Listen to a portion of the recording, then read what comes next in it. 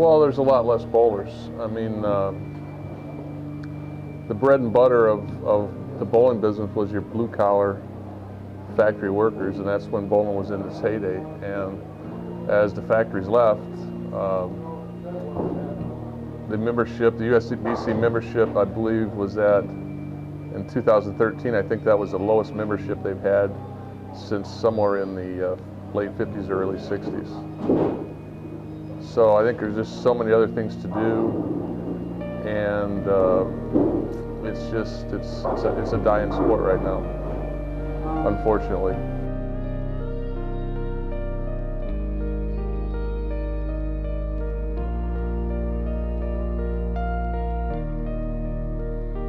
Not like Mark Roth and those guys back in the 70s and 80s. What it's done is now when you throw a ball off your hand, you know you didn't throw it that well, and you happen to hit the pocket.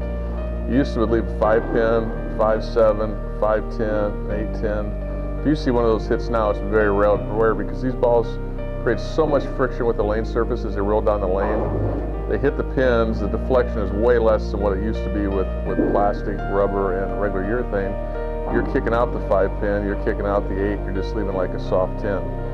So, I mean, you're rewarded much higher with many more pins than what you probably deserve on how you rolled the ball with these balls. That's the big difference.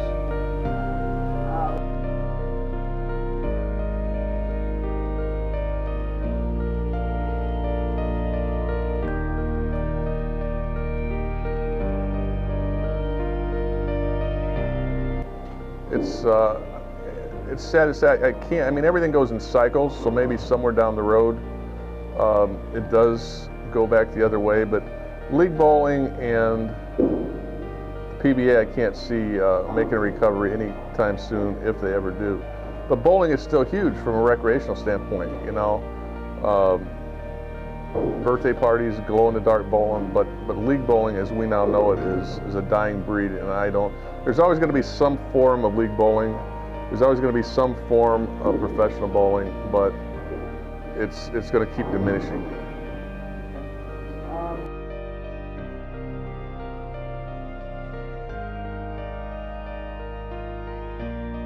And I don't think the USBC has any better answer than what I have, is that, especially here in just Fort Wayne, Indiana, high school bowling is huge, you know, and college bowling throughout the United States is huge. But I don't see us, and I don't know of a program or any way to convert those kids once they're done bowling in high school and graduate. How do we get them into leagues? Because they're already conditioned. You know, we practice on this day, our matches on this day. We practice, so they're already in the habit of doing that. You know, they're already brainwashed, if you will, and they want to do it. They bowl 52 weeks a year. Most of your league bowlers, you get older, you got this to do, that to do. It's like, oh crap, I got to bowl tonight. I really need to do this. I got to do that. And you know, they complain the season's too long. It used to be 35 weeks. Now you're lucky if you get them 32 weeks. But the youth bowlers don't care. They just want to bowl. They would bowl every week. But you know, I think a lot of them get out of high school and they never touch a ball again. A lot of them get out of high school and they go somewhere else to college.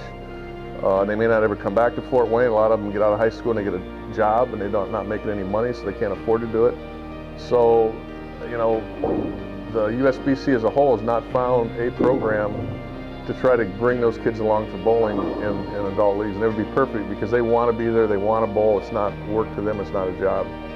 And that's where we're missing the boat, and I don't have an answer how to fix that. But that's our future, and they better come up with an idea somehow to convert those kids over into league bowlers, or the whole league sport is going to die a painful death down the road.